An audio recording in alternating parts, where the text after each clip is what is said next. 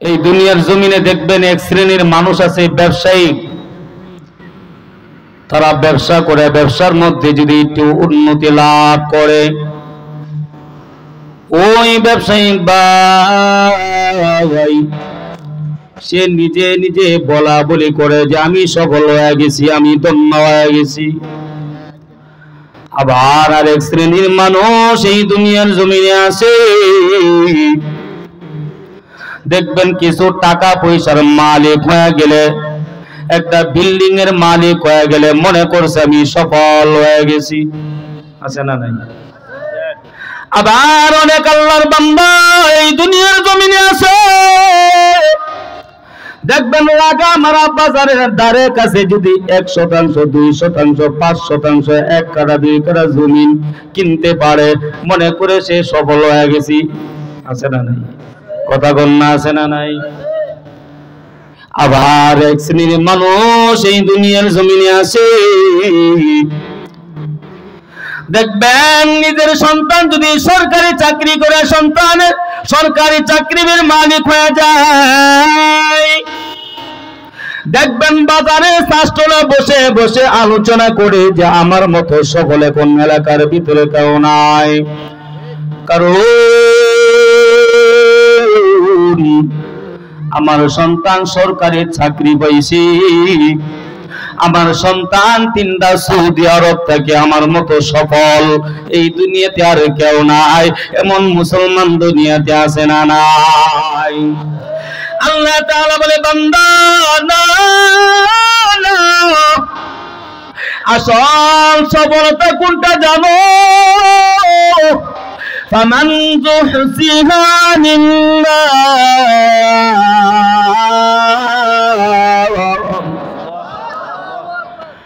ফামান যুহজিহা আনিন্নার,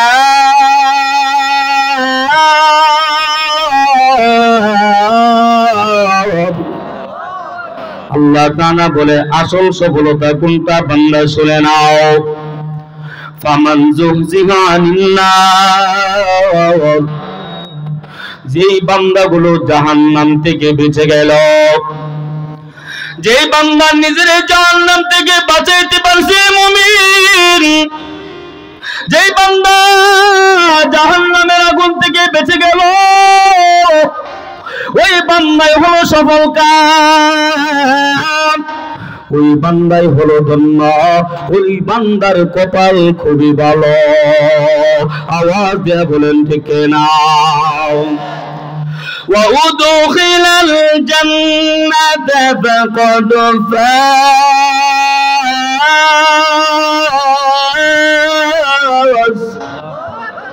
আল্লাহ তাআলা বলেন জাহান্নাম থেকে বাঁচার পর ওয়াদখিলাল জান্নাতা ফাকাদ ফাজ, যারা জান্নাতের মালিক হয়ে গেল,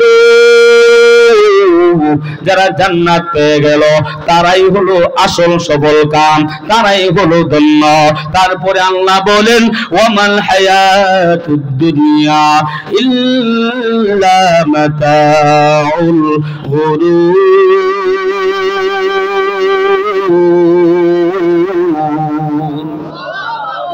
আল্লাহ তাআলা বলে বান্দা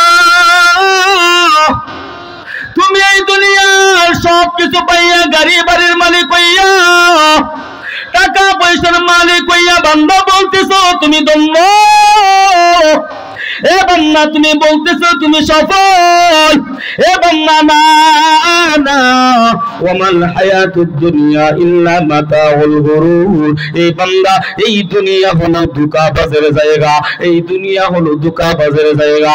আল্লাহ তাআলা অন্য আয়াতের মধ্যে জানায় দেয় ওয়ামা হাযিহিল হায়াতুদ দুনিয়া ইল্লা লাহওয়ুন ওয়া লাইব। আল্লাহ তাআলা বলে এই দুনিয়াটা হলো খেলার ময়দান, খেলার মাঠ। এ যুবক, এ বৃদ্ধ বাবারা গো, এ পর্দানিশী মা বোনেরা গো, দিলের কান্তে শুনো, এই দুনিয়ার জমিনেও দেখবা এ নবীর উম্মত, দেখবা টিভির মধ্যে ফুটবল খেলা হয়, এই নবীর উম্মত ওই ফুটবল খেলার সময় হলো 80 থেকে 90 মিনিট। এই নবীর উম্মত ওই ফুটবল খেলার ভিতরে বলেন তো একজন রেফারি আছে না নাই? কথা কোন আছে না নাই? ওই ফুটবল খেলার মধ্যে রেফারি আছে মুমিন, বলেন তো ওই রেফারি কি বল খেলায় নাকি বাঁশির মধ্যে ফু দেয়? রেফারির কাজ হইল বাঁশির মধ্যে ফু দেওয়া। আল্লাহ তাআলা বলে ওয়া হাযিহিল হায়াতুদ দুনিয়া ইল্লা লাহু ওয়া লাইব, এই দুনিয়া হলো খেলার ময়দান, এই দুনিয়া হলো ফাঁকা জায়গা, ধোঁকাবাজের জায়গা। ওই দুনিয়ার খেলার মধ্যে রেফারি যখন বাঁশির মধ্যে ফু দেয়, 80 মিনিট সময় যখন শেষ হয়ে যায়, বলেন তো কোন খেলোয়াড় ফুটবল লইয়া কি মাঠের মধ্যে আর দৌড়াদৌড়ি করতে পারে? না, আর দৌড়াইতে পারে না, খেলতে পারে না। রেফারি বাঁশি ফু দিলে খেলা বন্ধ হয়ে যায়, স্টপ হয়ে যায়। এ নবীর উম্মত, আল্লাহ তাআলা বলে এ বান্দা দুনিয়া হলো খেলার ময়দান, এই দুনিয়া হলো খেলার মাঠ। এ বান্দা দুনিয়ার জমিনে আমি আল্লাহ পাঠাইলাম এ বান্দা সফলতা অর্জন করার জন্য। এই দুনিয়ার জমিনে এ বান্দা তোমাদেরকে পাঠাইলাম জান্নাত কামাই করার জন্য। আজকে জান্নাত বলে গেছো, সফলতা বলে গেছো, পরকাল আখিরাত সবকিছু বান্দা বইলা গেছো, দুনিয়া মুখে হয়ে গেছো। এ বান্দা দুনিয়ার পাগল হয়ে গেছো। আমি আল্লাহ তাআলা মালাকুল মউত আজরাইলের কাছে একটা বাঁশি দিয়ে রাখছি, আমি আল্লাহ রেফারি রেডি করে রাখছি, আমি আল্লাহ তাআলা ইসরাফিলের কাছে একটা সিংহা দিয়ে রাখছি, একটা বাঁশি দিয়ে রাখছি। এই বান্দা ওই মালাকুল মউত রেফারি যখন বাঁশির মধ্যে ফু দিবে, মালাকুল মউত যখন তোমার আমার সামনে চলে আসবে, দরবারে চলে আসবে, এই নবীর উম্মত একটা মিনিটও একটা সেকেন্ডও আপনারে আমারে দিবে না। আজরাইল আসার সাথে সাথে আপনার আমার জানটা বের করে নিয়ে যাবে।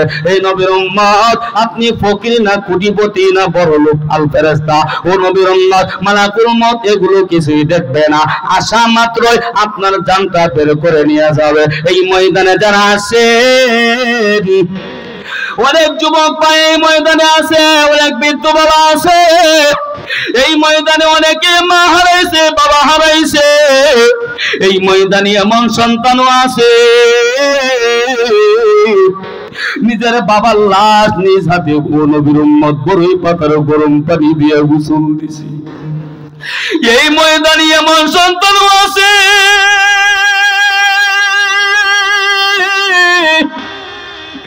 নিজ হাতে বাবার লাশ ওই কবরের মধ্যে নামাইছে। এই ময়দানে এমন সন্তানও আছে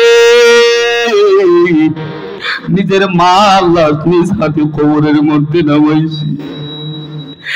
কই মালাকুল মউত একটা মিনিট সময় দেয় না।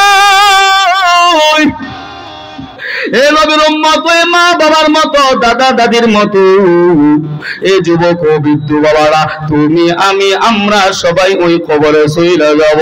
এই নবীর উম্মত, আপন সফলতা কোনটা শুনে নাও। ওই কবরে তোমারে আমারে যখন কবরে রাইখা চলে আসবে, এই নবীর উম্মত, ওই কবরে বন্ধু নাই, ওই কবরে জানালা দরজা কিছুই নাই, ওই কবরে বিছানা নাই। ও যুবক ও বৃদ্ধ বাবারা, ওই কবরে রাইখা উপরে বাঁশ দিয়া মাটি দিয়া সাটাই দিয়া, এ যুবক এ বৃদ্ধ বাবারা গো, সবাই যখন চলে আসবে ওই কবরে, সময় চলে আসার পর তিনটা প্রশ্ন হবে, মার রব্বুকা ওয়া মান দীনুকা ওয়া মান নাবিয়ুকা। এই তিনটা প্রশ্নের সঠিক জবাব যদি দিতে পারো তাহলে তুমি সফল কাম হয়ে যাবে, তুমি আসল সফল। তাহলে তোমার কবর আল কবরু রাউযাতুন মিন রিয়াজিল জান্নাহ, আল্লাহ কবর জান্নাতের বাগান বানায় দিবে। আর তিনটা সওয়ালের উত্তর এই বান্দা কবরে যদি দিতে না পারো, ওই কবরটা আও হুফরাতুন মিন হুফারিন নার, ওই কবর জাহান্নামের আগুন দিয়া সাপ বিচ্ছু দিয়া ভরে যাবে, ভরে যাবে। এই যুবক ভাই, ওই কবরের পথের যাত্রী আমরা সবাই কবরে যাব। আবার ওই কবর জগৎ যখন শেষ হয়ে যাবে, মেয়াদ যখন শেষ হয়ে যাবে, আবার ওই কবর থেকে আপনি আমি উঠে ওই আসরের ময়দানের দিকে দৌড়াইতে থাকবো। ও মুমিন উম্মত, ওই কবর থেকে যখন উঠবো আমরা সবাই উলঙ্গ অবস্থায় উঠব। উলঙ্গ অবস্থায় ওইটা ওই হাসরের ময়দানের দিকে দৌড়ানো শুরু করবে। এই নবীর উম্মত আম্মা জান আয়েশা সিদ্দিকা রাদিয়াল্লাহু তাআলা আনহা ডাক দিয়া বলি, এ মায়ের নবী গো, হাসরের ময়দানে সবাই উলঙ্গ অবস্থায় উঠবে, নারী পুরুষ সবাই উলঙ্গ অবস্থায় উঠবে। বলে পুরুষ তো নারীর লজ্জাস্থানের দিকে তাকাবে, আবার অনেক নারী পুরুষের লজ্জাস্থানের দিকে তাকাবে। মায়ের নবী গো, এটা কি লজ্জার ব্যাপার হবে না? লজ্জা লাগবে না? মায়ের নবী নাক দিয়া কয়, আল আমরু আশাদু মিন আইয়ানযুরা বা'দুহুম ইলা বা'দ। এই আয়েশা শুনে নাও, ওই হাসরের ময়দানে সমস্ত মানুষ যখন উলঙ্গ অবস্থায় উঠবে, উলঙ্গ অবস্থায় দাঁড়াবে, এই আয়েশা একজন আরেকজনের দিকে তাকানোর কল্পনা করতে পারবে না। হাসরের ময়দানে সবাই উপরের দিকে তাকায় থাকবে, সবাই শুধু ইয়া নাফসি ইয়া নাফসি করবে, ইয়া নাফসি করবে। এর যুবক, এ বিদ্যুবালা, এ পর্দানিশী মা বোনেরা গো, ওই হাসরের ময়দানে মাথার হাত উপরে আল্লাহ তাআলা সূর্য দিয়া দিবে। আল্লাহ বলবে, সূর্য তোর ভিতরে যত তাপ আছে সূর্য ছেড়ে দে। ওই সূর্যের তাপে হাসরের ময়দানে গুনাহগার নাফরমানের মাথার মগজগুলো টাস টাস করিয়া বেটে যাবে। ও যুবক, মাথার মগজগুলো গলে গলে গামের মতো গালবে, বেয়াসুরের জমিনে পড়বে। এ যুবক, ওই হাসরের ময়দানে যখন উঠবা পায়ের মধ্যে কোনো জুতা থাকবে না। ও যুবক, ওই হাসরের ময়দানে জুতা বিহীন কটনা বিহীন অবস্থায় ওঠা লাগবে। হাসরের ময়দানে উলঙ্গ অবস্থায় ওঠা লাগবে। ওই সূর্যের তাপে হাসরের জমিনটা যখন তামা হয়ে যাবে, ওই জমিনে পা রাখা যাবে না। আবার হাসরের ময়দানে সমস্ত মানুষ চিল্লা চিল্লি করবে, কান্নাকাটি করবে। এবার ওই নাফরমান গুলো দৌড়া যাবে আদম নবীর কাছে। ও আদম নবী, তাড়াতাড়ি আপনি আল্লাহর কাছে একটু সুপারিশ করেন, আল্লাহ তাআলা যেন বিচারের কাজ শুরু করে দেয়। হাসরের ময়দানের আযাব গজব, সূর্যের তাপ আমরা আর সইতে পারি না গুলো। আদম নবী বলবে, আল্লাহ সামনে দাঁড়াইয়া কথা বলার ক্ষমতা আমার নাই, তোমরা তাড়াতাড়ি চলে যাও, ঈসা নবীর কাছে যাও। ঈসা নবী বলবে, আল্লাহ সামনে দাঁড়াইয়া কথা বলার ক্ষমতা আমার নাই। ঈসা নবী বলবে, যাও নূহ নবীর কাছে যাও। নূহ নবী বলবে, আমার আল্লাহর সামনে দাঁড়াইয়া কথা বলার ক্ষমতা আমার নাই। নূহ নবী বলবে, যাও মূসা নবীর কাছে যাও, গিয়া বলো আল্লাহর কাছে সুপারিশ করার জন্য। নূহ নবী বলবে, আমার আল্লাহর সামনে দাঁড়াইয়া কথা বলার ক্ষমতা আমার নাই। যাও যাও, এমন একজন নবী আছে যেই নবী আজকে হাসরের ময়দানে আল্লাহর সামনে দাঁড়াইয়া একমাত্র কথা বলতে পারবে। ওই নবী আখিরি জামানার নবী, মায়ার নবী, রাহমাতুল লিল আলামিন। উনার কাছে যাও, উনি সিজদার মধ্যে পড়ে পড়ে উম্মতি উম্মতি বলে কান্না করতেছে। হাসরের ময়দানে সমস্ত নবী ইয়া নাফসি ইয়া নাফসি করবে। সমস্ত নবীরা উম্মতের কথা বইলা যাবে, উম্মতের কথা বলে যাবে, শুধু নিজের বাঁচানোর জন্য ইয়া নাফসি করবে। কিন্তু একজন নবী আছে,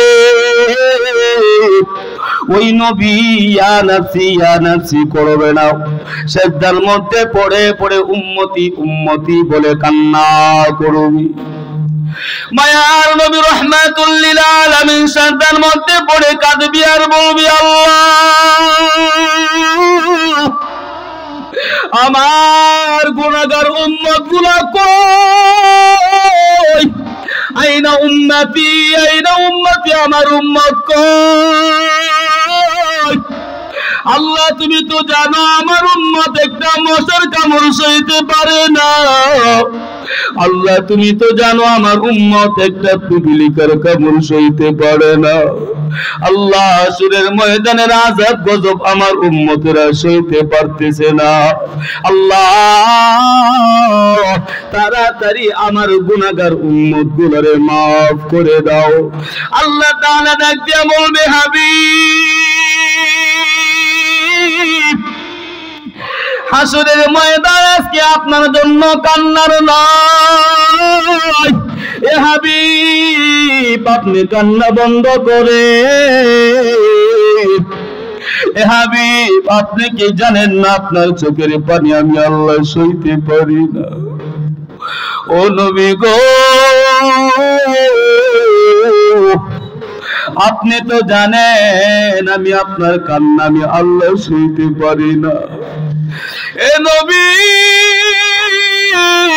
আপনি কান্না বন্ধ করেন, আজকে হাসরের ময়দানে আপনি যা চাইবেন আমি আল্লাহ তাআলা আপনাকে তাই দান করব, তাই দান করব। মায়ের নবী বলবে ইয়া আল্লাহ জাহান্নাম যেভাবে লাফায় লাফাইতেছি মনে হয় আমার উম্মত গুলারে খেয়ে ফেলবে। ও আল্লাহ তাড়াতাড়ি তুমি জাহান্নামকে ফেরাও, তাড়াতাড়ি জাহান্নামকে ফেরাও। এবার আল্লাহ তাআলা মায়ার নবী রাহমাতুল লিল আলামিনকে বলবে হাবিব মাথা ওঠান, আমি আল্লাহ অল্প একটু পানি দে, এই পানির ছিটা আপনি জাহান্নামের মধ্যে দিয়া দেন। এই পানির ছিটা পাইয়া জাহান্নাম পিছনে দৌড়ানো শুরু করবে। মায়ার নবী রাহমাতুল লিল আলামিন এবার হাতের মধ্যে একটু পানি দিল।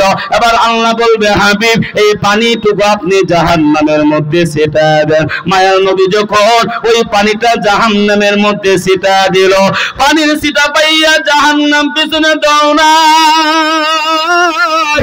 যেই জাহান্নাম ৭০,০০০ ফেরেশতা জাহান্নামের শিকল লাগাইয়া টেনে ধরে রাখতে পারে না, অল্প একটু পানির ছিটা পাইয়া ওই জাহান্নাম পিছনে দৌড়াতে শুরু করলো। মায়ের নবী ডাক দিয়া কয় ইয়া আল্লাহ এটা কেমন কুদরতি পানি, এটা কি হাউজে কাউসারের পানি নাকি এটা জমজমের পানি? আল্লাহ এটা কি ডাবের পানি? এবার আল্লাহ তাআলা বলবে হাবিব না না না না এটা জমজমের পানি না, এটা হাউজে কাউসারের পানিও না। এ হাবিব আপনার উম্মত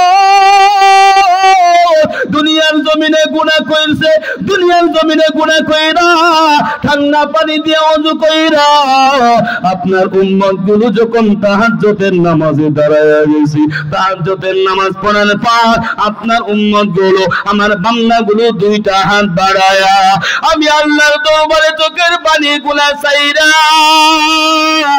আমি আল্লাহর দরবারে যখন কান্নাকাটি করছে আমি আল্লাহ তাআলা ওই চোখের পানি গুলো আমি আল্লাহ কুদরতি ভাবে জমা করে রাখছি। এ হাবিব এই যে আপনার হাতে যে পানি দিলাম এটা হলো আপনার গুনাহগার উম্মতের চোখের পানি। জোরে বলেন সুবহানাল্লাহ, আরো জোরে বলেন সুবহানাল্লাহ। এ হাবিব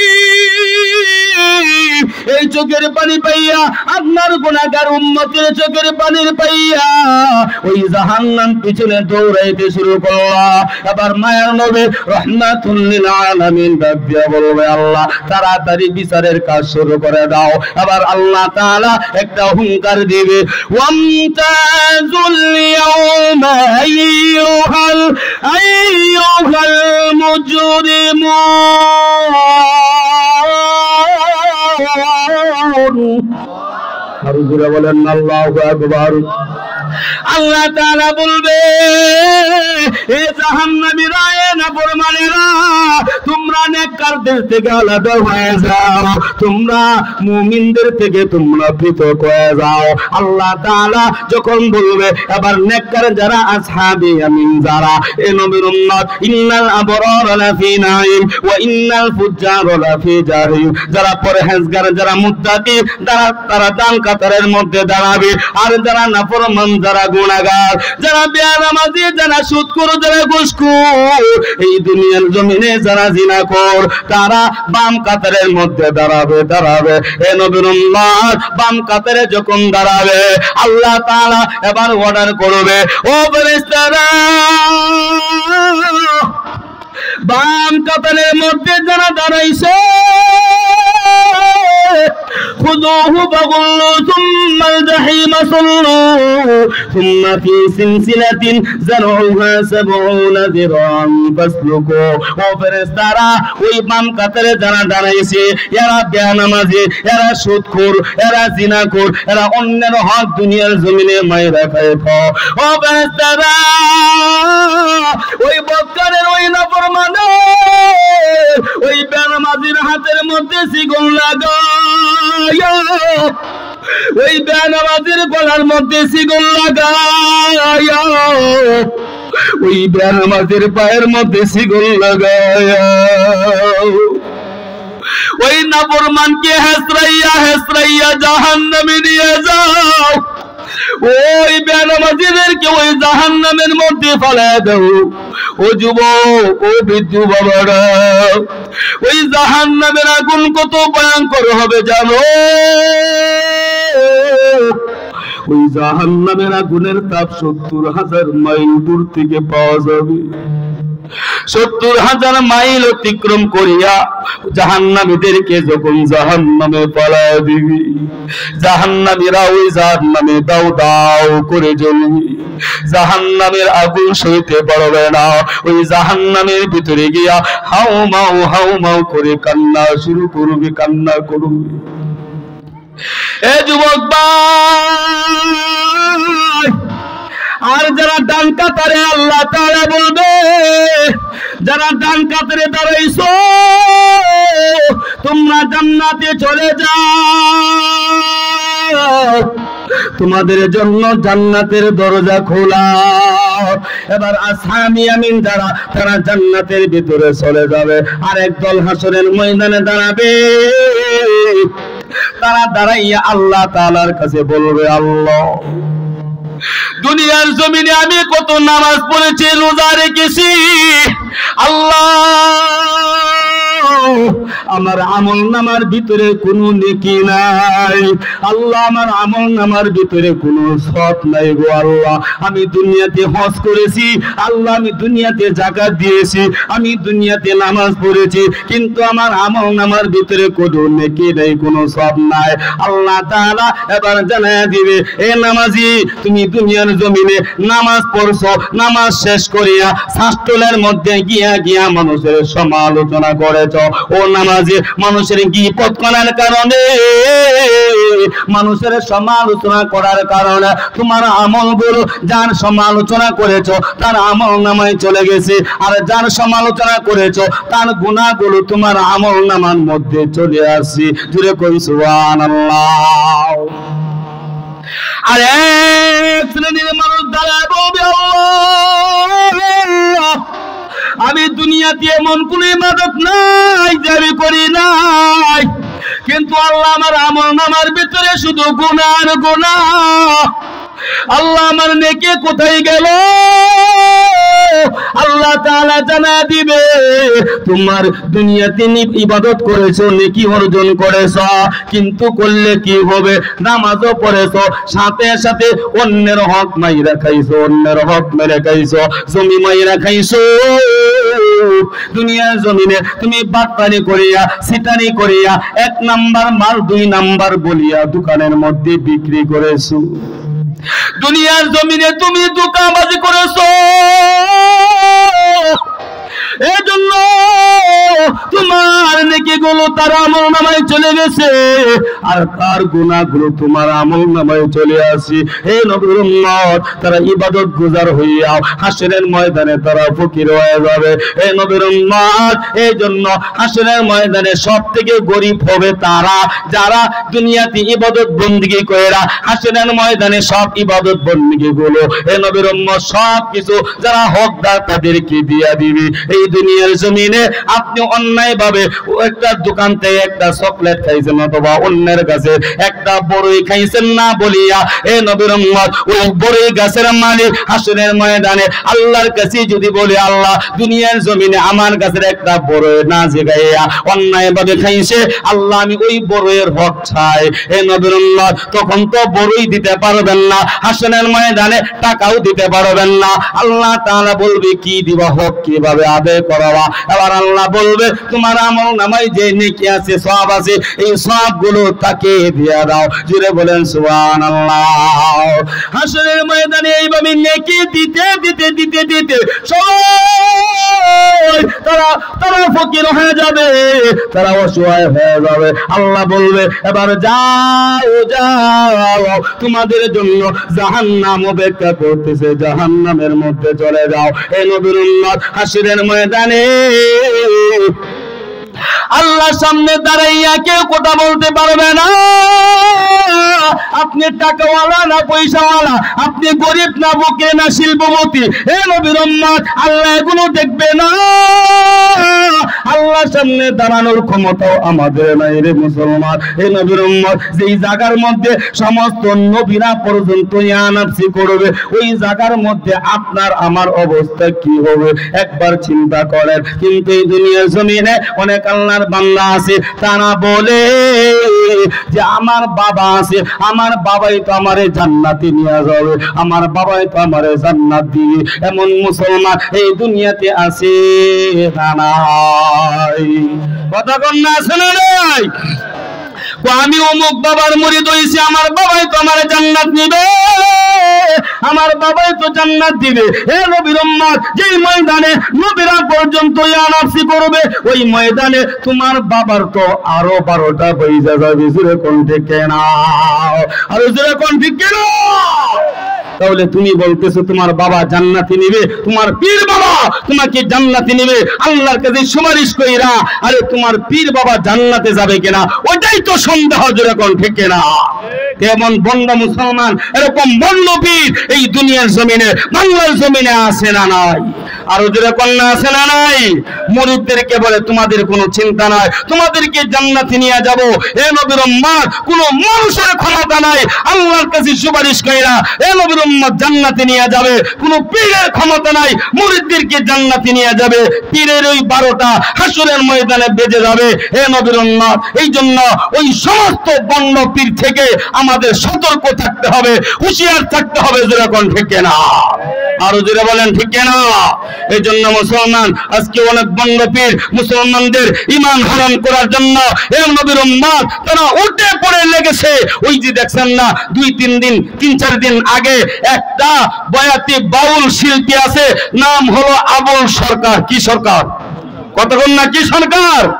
এই আবুল সরকার এই বাংলাদেশ 95% মুসলমানের দেশ, এই বাংলাদেশ মসজিদ মাদ্রাসার দেশ, এই বাংলাদেশ উলামায়ে কেরামদের দেশ, এই বাংলাদেশ মুসলমানের দেশ।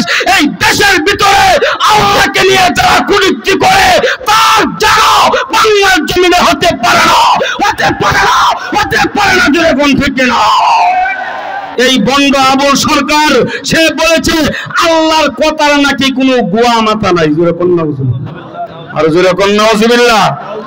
এই যে মোবাইলে দলিল আছে আল্লাহর কথার নাকি কোনো গোয়া মাথা নাই, আল্লাহ নাকি এক মুখে কয়েক কথা কয়। জোরে কোন নাউজুবিল্লাহ? আর জোরে কোন নাউজুবিল্লাহ? কারে নিয়ে কুযুক্তি করেছে? হে নবীর উম্মত আল্লাহকে নিয়ে কুযুক্তি করেছে। তার মানে সে বুঝাইতেছে আল্লাহর কথার কোনো গোয়া মাথা নাই, আল্লাহ এক মুখে 2-3 কথা বলে, তার মানে আল্লাহ মুনাফিক। হে নবীর উম্মত ওই আবুল সরকারকে প্রশাসন গ্রেফতার করেছে।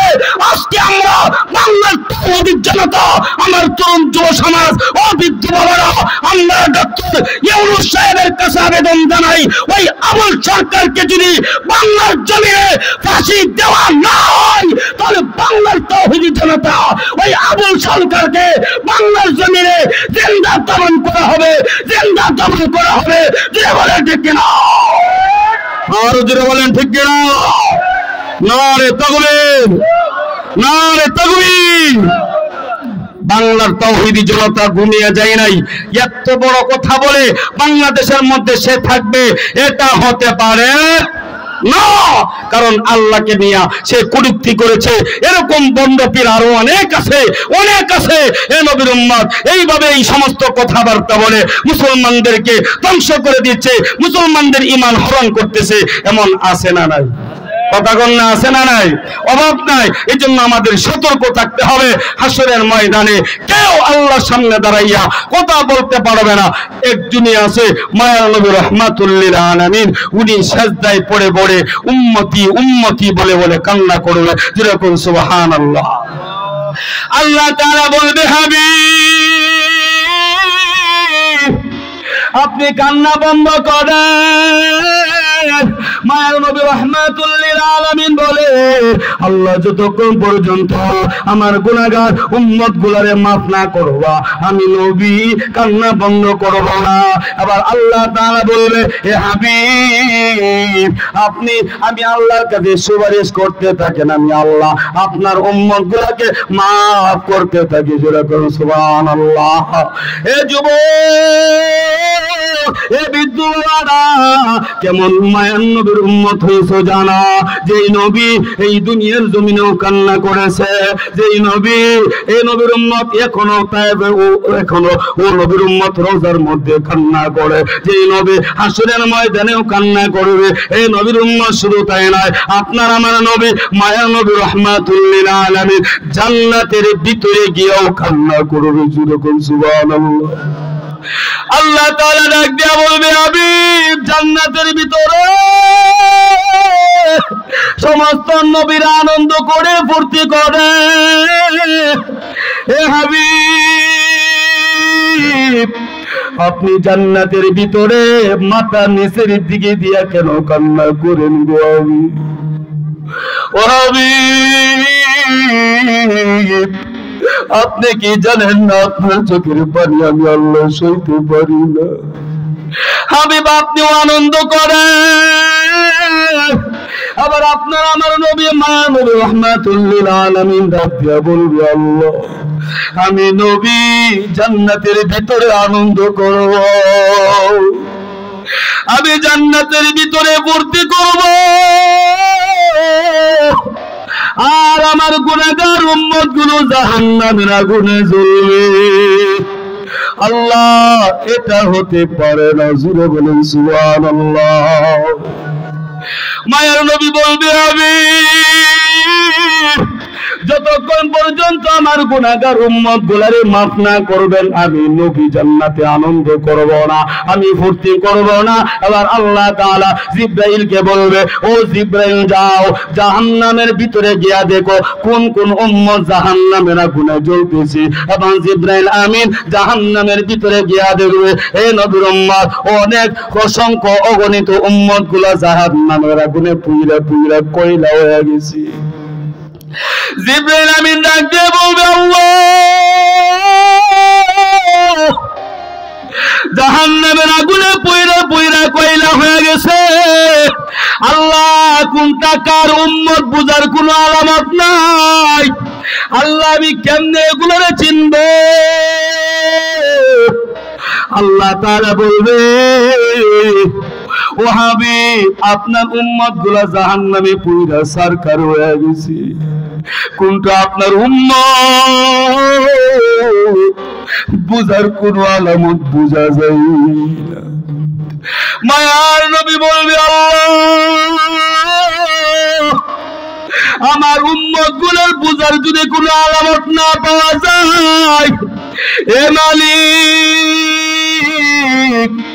উহুদের ময়দানে আমার ভাঙ্গা দুইটা দাঁত তুমি কোথায় রাখছো? এ মালিক ওই বাংলা দুইটা দাঁতটারে উসিলা বানাইয়া আমার উম্মত গুলারে মাফ কইরা দাও এ মালিক। তায়েবের ময়দানের রক্তের উসিলায় আমার উম্মত গুলারে মাফ কইরা দাও। আবার আল্লাহ তাআলা জিবরাইলকে বলবে, জিবরাইল যাও, আবার যাও জাহান্নামে যাও, গিয়া দেখো বিন্দু পরিমাণ কোন ঈমানের আলামত পাওয়া যায় কিনা। আবার জিবরাইল আমিন জাহান্নামে আবার গিয়া দেখে কিছু কিছু উম্মতের কপালের মধ্যে বিন্দু পরিমাণ কোন নবীর উম্মত ঈমানের আলামত পাওয়া যায়। জিবরাইল আমিন ডাক দিয়ে বলবে, আখিরি জামানার উম্মত কারা? আবার ওই জাহান্নামীরা বলবে, জাহান্নামের আগুনে পুইরা পুইরা আমাদের নবীর নামটা তো ভুইলা গেছি, জাহান্নামে পুইরা পুইরা আমরা কয়লা হয়ে গেছি, কিন্তু আমার নবী হইল দুনিয়াতে যার উপরে 30 পারা কোরআন নাজিল হয়েছে তিনি আমাদের নবী। আর জুড়ে বলেন সুবহানাল্লাহ। জাহান্নামীরা বলবেন নবীর নাম মনে নাই, কিন্তু আমাদের নবীর উপরে 30 পারা কোরআন নাজিল হয়েছে এটা মনে আছে।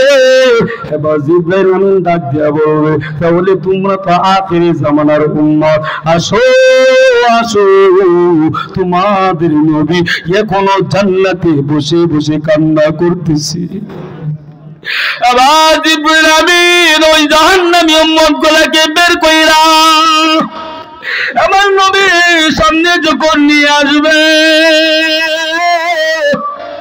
এই দুনিয়ার জমিনে দেখেন না, সন্তান যদি অন্যায় করে রাগ করে মা দেখবেন মাঝে মধ্যে সন্তানের গালের মধ্যে চর দিয়ে আঘাত করে, সন্তান গুসা করিয়া সন্তান যদি দূরে সরে যায়, কিছুক্ষণ পরে মার সামনে সন্তান আইসা মাথা নিচের দিকে দিয়া সন্তান চোখের পানি ফলাইয়া কান্না করে, মা ডাক দিয়া বলে, এ সন্তান রাগে গুসা একটা চর দিনা, এ সন্তান তুমি কোথায় চইলা গেলা, এ সন্তান তুমি কি জানো না তুমি তো আমার কলিজার দান, মায়ার নবী রাহমাতুল লিল আলামিন। এবার ওই জাহান্নামী উম্মতগুলা যখন জান সামনে এসে দাঁড়াবে, এবার নবী ডাক দিয়া বলবে, হে জাহান্নামী উম্মতগুলা, জাহান্নামে পুইরা তো তোরা কয়লা হয়ে গেছিস, জাহান্নামে পুইরা কয়লা হয়ে গেছিস, তোরা কি জানোস না আমি নবী এই জান্নাতের ভিতরে আইসাও তোদের কি ভুলা যায় নাই। আবার জাহান্নামী উম্মতগুলো মাথাটা নিচের দিয়ে দিয়া চোখের পানি ফলাইয়া কান্না করবে, মায়ার নবী বলবে, এ উম্মত তাড়াতাড়ি আমি নবীর কাছে আয়, আমি নবীর কাছে আয়, তোদেরকে ছাড়া আমি জান্নাতে আনন্দ করতে পারি না। জুড়ে বলেন সুবহানাল্লাহ। হামসিরাতে মুস্তাফা দরদামামি হালে কোন ইত্তিবা সুন্নতে খায়রুল বাশার গির লাজিম দাবুয়া বি আইবসার মুহাম্মদ আরবি হাইওয়া নবী রাস্তে पे मुहम्मद अरबी हयवा नबी रास्ते पे आलम हुआ उसके पैदाइश से उजाला, आलम हुआ उसके पैदाइश से उजाला, शफीउल उम्म हमारा नबी रोज क़यामत शफाअत करेगा अल्लाह के पास गुनाहगार उम्मत, शफाअत करेगा अल्लाह के पास गुनाहगार उम्मत। जुड़े बोले अल्लाहु আকবার। তাহলে যেই নবী উম্মতি উম্মতি বলে বলে এত কান্না করে, যেই নবী এই নবীর উম্মত জান্নাতে গিয়া উম্মতকে বলবে না, তাহলে সেই নবীকে আঘাত দেওয়া যাবে?